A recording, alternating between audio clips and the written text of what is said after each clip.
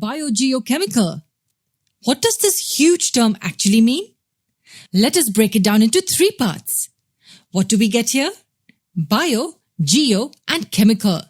Wow, isn't this amazing? I think you pretty much know what they stand for.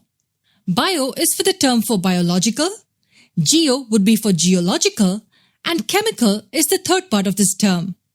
So when we are speaking about the biogeochemical cycle, we are talking about the biological, geological, and chemical cycles taken together as one. What do we mean by the word cycle? Cycle is a word we use to term a series of events which happen over and over again.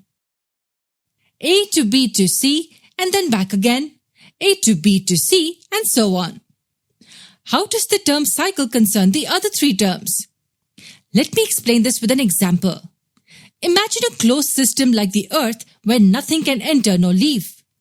What if I add some amount of substance? Say substance X inside the Earth.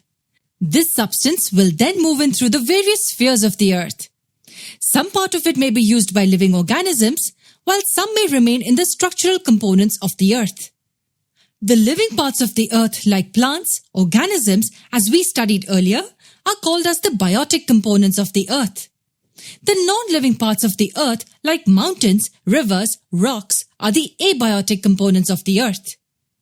The substance X in the soil moves inside the plants, and then the plants are eaten by the animals. This substance moves from the geological sphere, that is the soil, into the biological sphere, which is the plants and the organisms. Once the animals die, their body decays, and the substance X is sent back into the soil. Where is the chemical component then? This decaying of organic matter forms the chemical component of a cycle.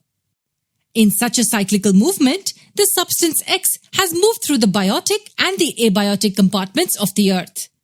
Yes, the interaction between the biotic and the abiotic components triggers these cycles. This is called a biogeochemical cycle, and in this manner, matter and energy are transferred from one sphere to the other. Hence, our Earth is dynamic as matter and energy are in constant motion. Would you like to learn about the water cycle? Then do watch our next video.